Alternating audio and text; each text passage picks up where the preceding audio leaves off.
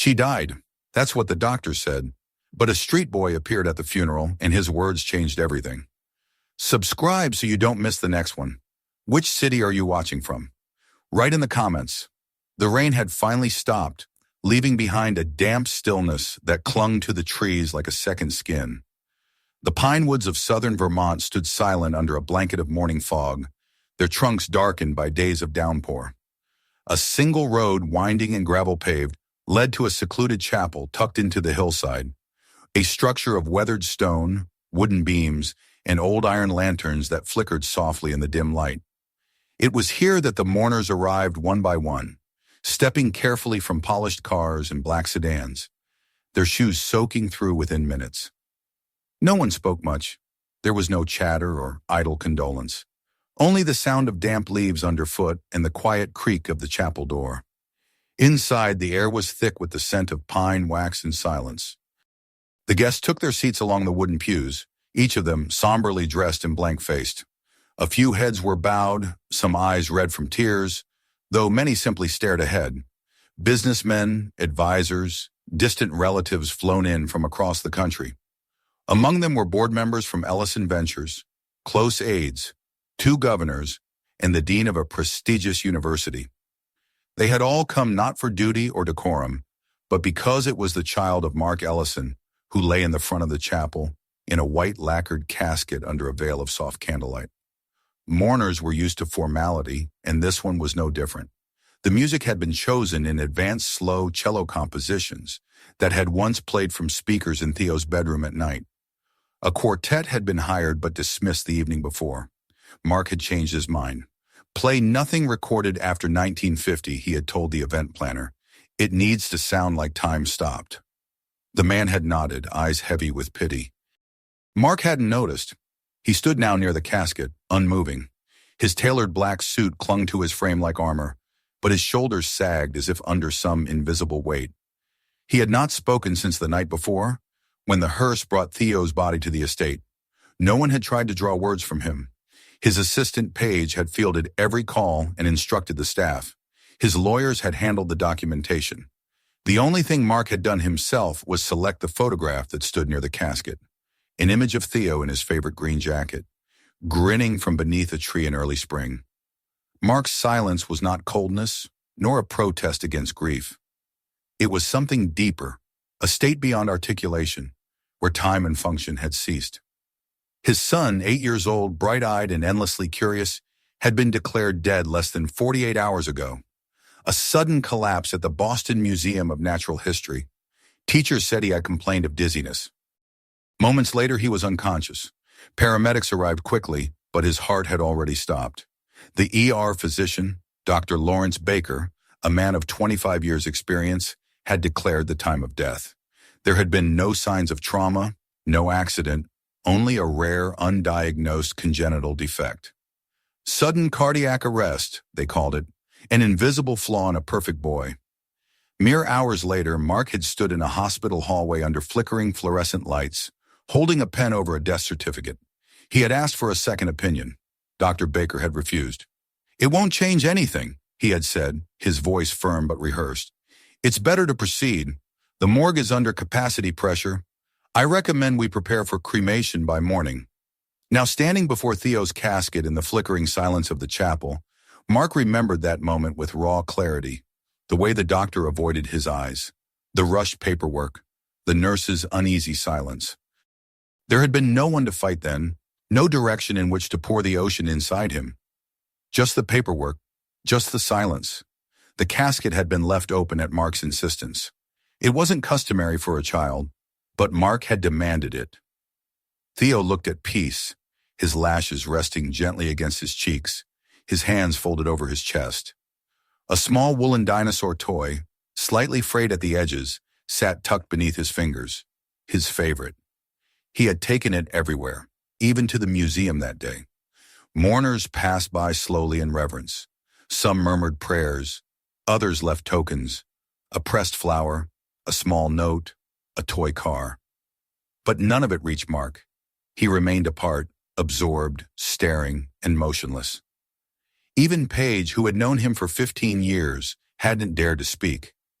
His grief had become a force field, and behind it, something darker. A question.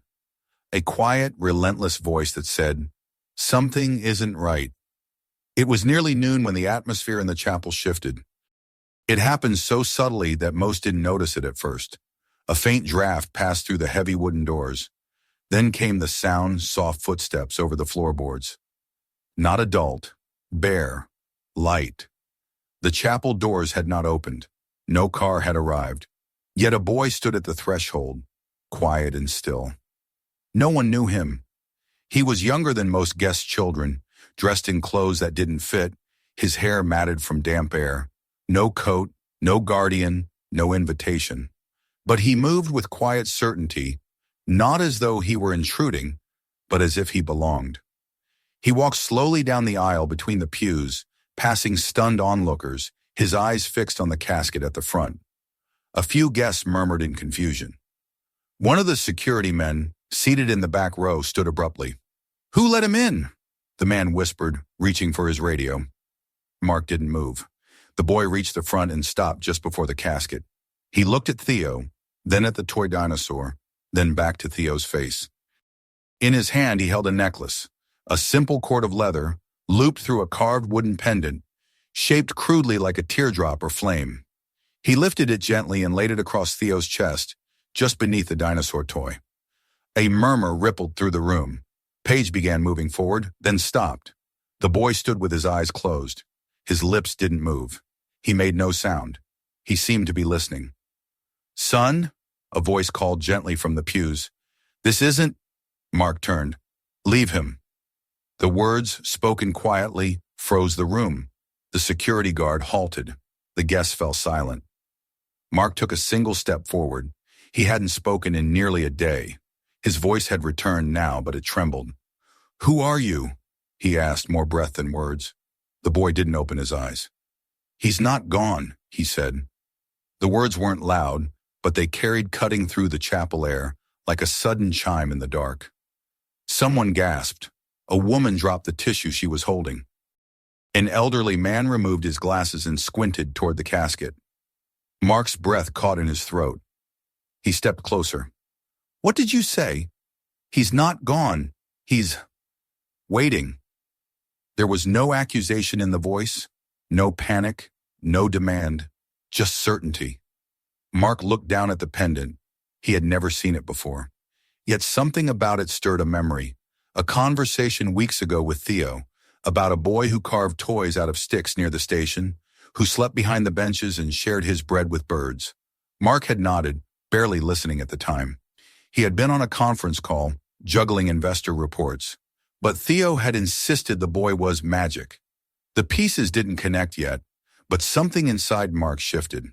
The dull fog in his chest lifted just slightly, enough for confusion to seep in. The boy opened his eyes now. "He told me you'd come, that you'd know." The words made no sense, but they didn't feel false. Mark reached out, gently touching the edge of the pendant. It was warm, unnaturally so. The boy didn't flinch. He said he wasn't ready to leave. He just got lost.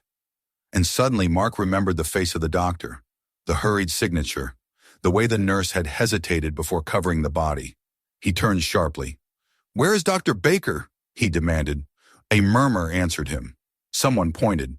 The doctor, seated in the back, pale and unmoving, rose slowly. "I'm here," he said, but his voice cracked. "Mr. Ellison, please, this is highly irregular. You told me not to ask for a second opinion."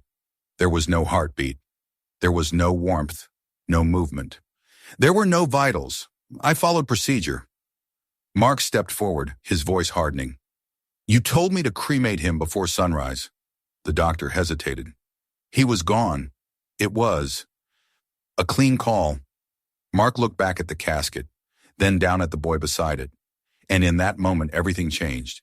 He saw it. The faintest flutter, a twitch of Theo's finger beneath the dinosaur. His knees nearly buckled. His breath vanished. He turned to the crowd, his voice ragged. "Did anyone else see that?" No one spoke. But then a second movement, a tremble of breath. Mark fell to his knees, trembling. "Oh my God!" The boy beside him wavered, his knees giving out. He slumped against the casket. "Someone call an ambulance!" Mark shouted. "Now!" And in that instant, silence shattered. The chapel erupted. But Mark saw only one thing, his son's chest rising. Slowly, faintly, impossibly. Alive. The noise that followed was a kind of chaos that didn't know whether to whisper or scream. The chapel erupted in movement gas, stumbling feet, someone knocking over a pew, a voice yelling for help. But Mark couldn't hear any of it clearly.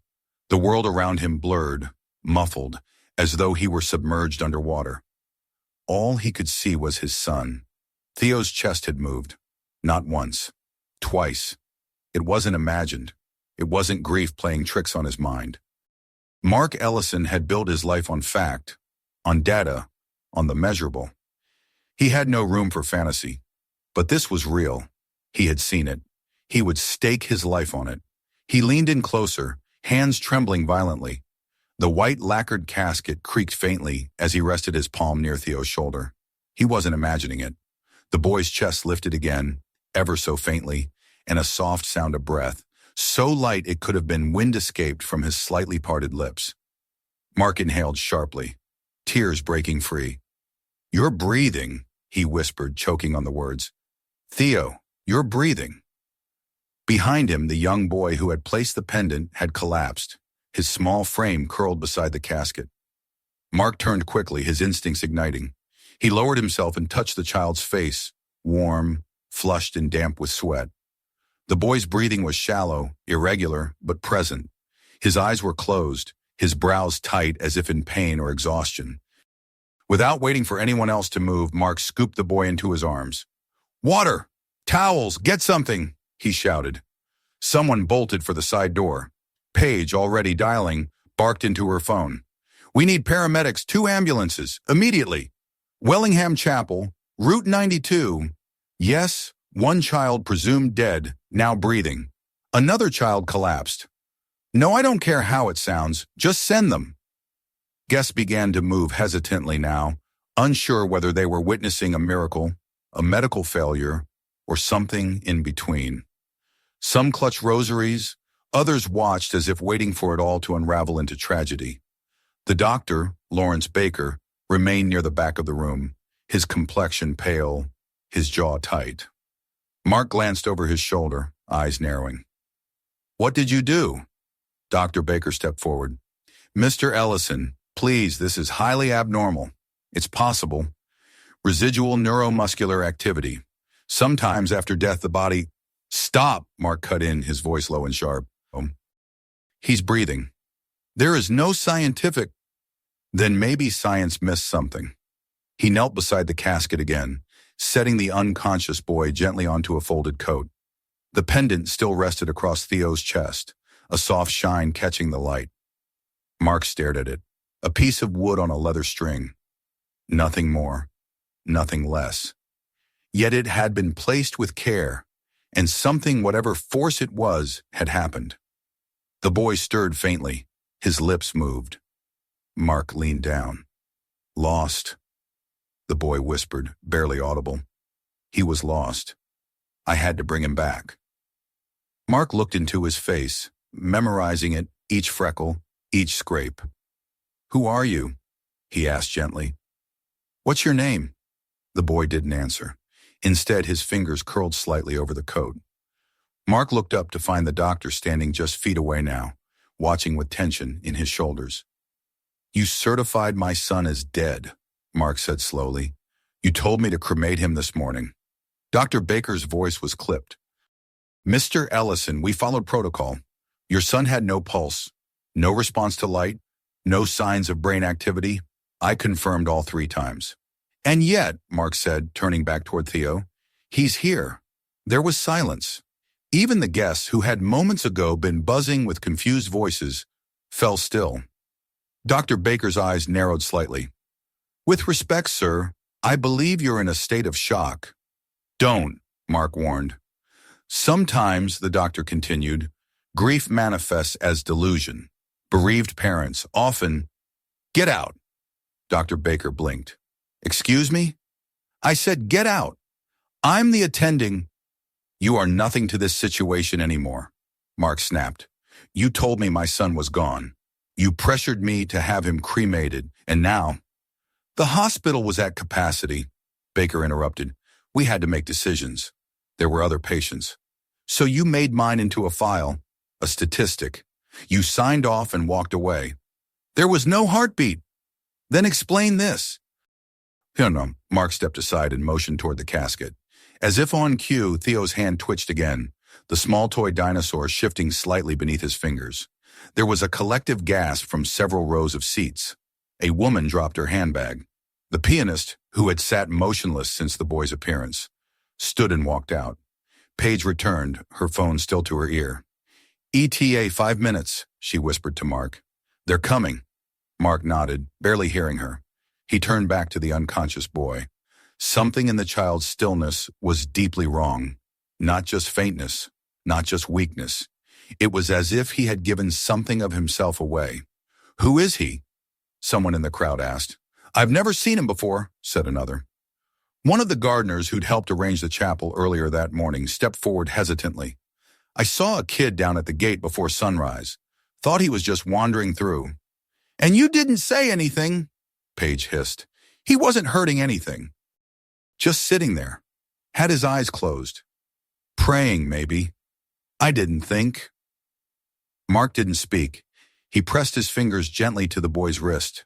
The pulse was there, fluttering, but steady. A sudden breeze passed through the open chapel door, sending ripples through the floral arrangements at the altar. One of the long white candles flickered violently, and a single petal from the bouquet fell across Theo's forehead. Then he moved. Not just a twitch, a sound, a low murmur. His lips parted, and a single word escaped in a hoarse whisper. Cold. Mark nearly collapsed. He grasped the side of the casket for support. The sensation of joy and terror intermingled in his veins like electricity. His son had spoken. Theo, he breathed, I'm here. The child didn't respond, but his lips trembled and his chest rose again, more deliberately this time. Mark turned to the stunned crowd, searching for confirmation in their eyes. You saw that, he said, his voice cracking. Tell me you saw it. Dozens of heads nodded slowly. A few people wept openly now. The pendant around Theo's neck glinted once more in the candlelight. It was then that the boy on the floor stirred again. His eyelids fluttered, and he opened his mouth. The dream, he mumbled. He was crying. I heard him. I just had to find him. I just had to. Mark leaned down again, brushing damp hair from the boy's forehead. You found him, he said. You did. You brought him back. The boy blinked weakly. He said you'd come, that you'd listen, that you'd remember. I do, Mark whispered, his throat raw. I remember everything. Outside, the sound of sirens broke through the stillness of the forest. Tires crunched on gravel. Doors slammed. Voices shouted orders. Paramedics burst through the chapel doors, halting in disbelief as they scanned the scene. An open casket with a moving child inside, another child lying unconscious nearby, and a room full of witnesses silent in collective awe. Mark stood and met them at the aisle. He's alive, he said, gesturing to Theo. You need to get him stabilized immediately. One medic moved to the casket. Another bent to examine the boy on the floor. What's his name? The medic asked, checking vitals. I don't know, Mark replied, glancing down. He never told me. I did, the boy whispered suddenly, barely audible. Sam. The name struck like a bell in Mark's memory. Theo had mentioned a Sam once, casually weeks ago. My friend Sam doesn't have a bed. He sleeps near the buses. Mark had assumed it was make-believe, a child's invention. But this Sam was real. How did you know? Mark asked, his voice trembling. How did you know Theo wasn't really gone? Sam lifted a shaking hand and pointed weakly to the pendant still resting on Theo's chest. He gave it to me, said it would protect me. I prayed last night, and I saw him. Alone, crying. He wasn't ready. Mark's voice broke entirely. He fell to his knees beside Sam. You saved him, he said. You saved my entire life. Sam smiled faintly, his eyes drifting closed again. He told me you'd say that. The paramedics worked quickly, transferring both boys onto stretchers. Guests parted without a word, making room for the wheels to pass. Someone clapped a hand to Mark's shoulder as he followed them out into the sunlight. The clouds had begun to clear. A single shaft of light broke through the pine canopy and fell across the path leading to the waiting ambulances. And for the first time since the nightmare began, Mark felt warmth return to his skin. He walked beside the stretchers, one hand on each boy, and whispered, "You're not alone. Not anymore." Behind him, the chapel doors swung gently in the breeze, as if closing a chapter of something ancient, irreversible, and opening the door to something else entirely. The ambulance ride was a blur of movement and light. Mark sat wedged between the two stretchers, one carrying his son, the other the stranger who had saved him. The road twisted and turned through the forest, headlights dancing over bark and stone, tires hissing across damp asphalt. In his left hand, Mark held Theo's small fingers, now visibly warm, though still faint and unmoving. With his right, he steadied the rail of Sam's stretcher, watching the boy's chest rise and fall beneath a gray hospital blanket. Neither of them spoke. Neither of them opened their eyes, but they breathed. And in that moment, nothing else mattered. The hospital in Boston was ready when they arrived. A team of specialists, hastily assembled and briefed en route, met them at the emergency bay. Doctors, nurses, two pediatric intensivists, and a neurologist formed a corridor around the boys as the stretchers rolled inside. Mark moved with them, barking updates, ignoring questions. He would answer nothing until he was certain, absolutely certain, that Theo was safe. It took an hour to stabilize both boys, another 2 before the first assessments came back. Mark waited in a private room with Paige, who managed calls and messages like a general in a war room. The media had already caught wind of the story. A private funeral turned emergency medical rescue. Rumors of resurrection. Mark ordered a media blackout, but it was too late. Within an hour, 3 helicopters circled the hospital, and a swarm of reporters crowded the entrance. The attending physician, Dr. Jin, entered at 3:04 a.m. with a folder in her hands. She sat down across from Mark and removed her glasses. Her expression was calm, but her voice carried weight. "Your son is stable," she said. "His vitals are within acceptable range. He is breathing independently. There's no sign of neurological trauma. We conducted an MRI, EEG, and cardiac echo.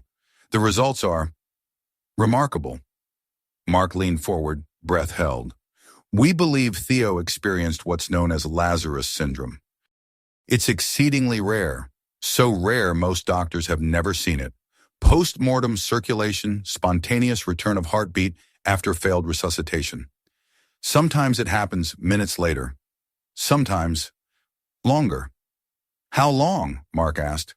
Dr. Jin hesitated. "In Theo's case, nearly 7 hours." Mark stared at her. 7 hours. She nodded slowly.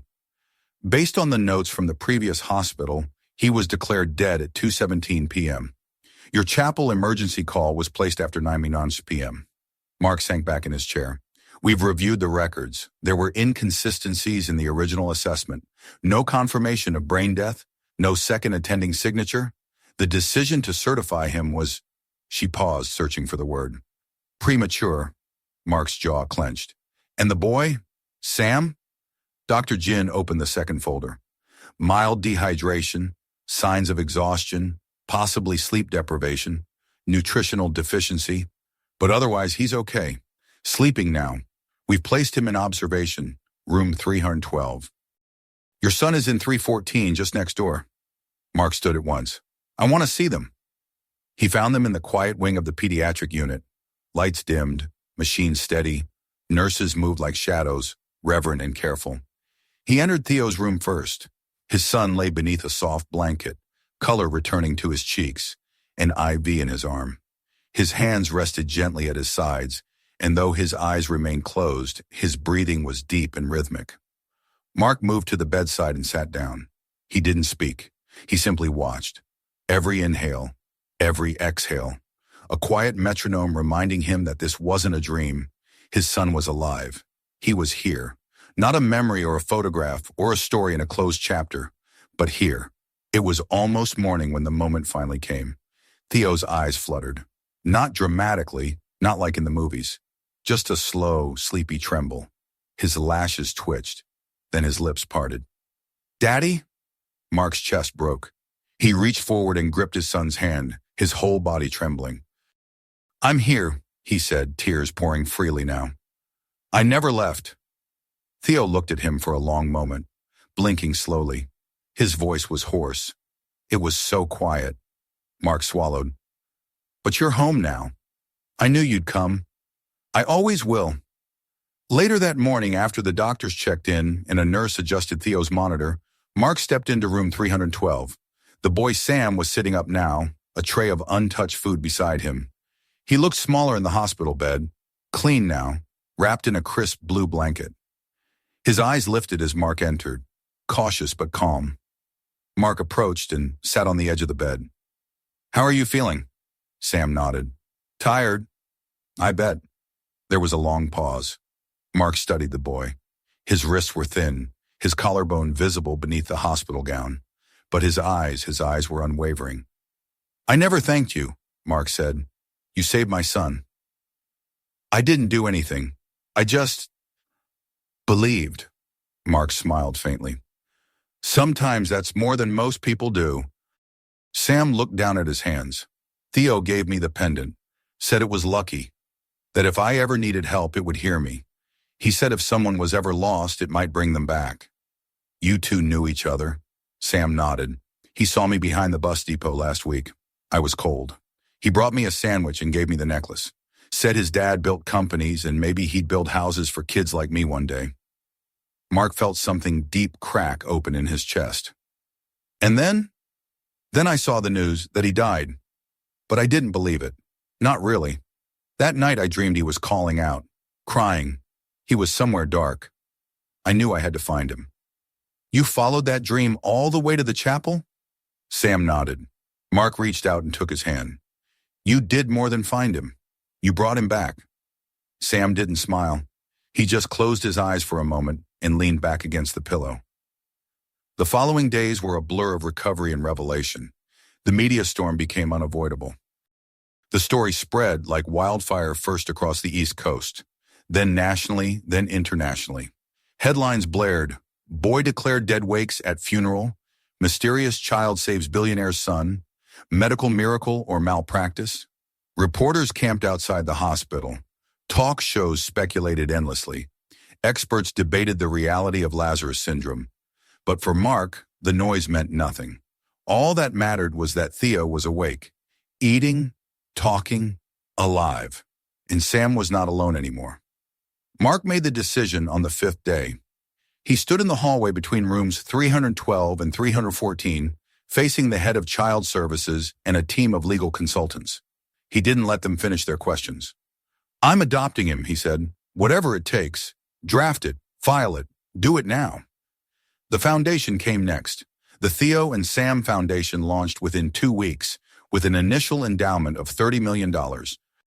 Its mission was clear: housing, education, and care for unsheltered children across America. Not a charity, a system. One that would last beyond Mark Ellison's name. Dr. Lawrence Baker resigned from his position. An investigation revealed multiple failures in judgment, including improper certification and suppression of staff recommendations for further testing. He faced disciplinary review and potential criminal negligence charges. Mark never spoke to him again. But none of that filled the pages of Mark's thoughts anymore. On a bright Saturday morning, 3 weeks after that unforgettable day, he sat in his home garden. The world had shifted in 1,000 ways, but the only thing he felt was peace. Theo ran barefoot through the grass, chasing a kite that Sam held steady in his hands. They laughed, stumbled, shouted instructions. Wind caught the tail and lifted it into the sky. Mark watched them from the porch, a mug of coffee cooling in his hands. Paige stood nearby, scrolling through updates. "CNN wants an exclusive." "Tell them no," Mark said without looking away. "They're offering a segment. Full creative control." "No." Paige smiled slightly. "You really have changed." Mark exhaled. "No, I think I just finally woke up." He set the mug down and walked toward the boys. Theo turned, grinning. "Daddy, look how high it goes." Mark looked up. The kite swirled against the blue, twisting in the wind like a bright ribbon of freedom. Beside him, Sam watched in silence. Mark turned and placed a hand on his shoulder. "You're home now," he said softly. Sam looked at him. "I know." And somewhere, deep within that quiet morning, in the space between miracle and memory, something sacred settled into place. Not just healing, not just survival, but a return to life, to family, to the things that matter most, beyond explanation, beyond fear, beyond loss. They had come back, and they were not going anywhere again. If this story moved you, don't forget to subscribe for more powerful and emotional tales. Make sure to watch our next video and explore the others you may have missed. And most importantly, share this video with someone who needs a reminder that hope can come from the most unexpected places.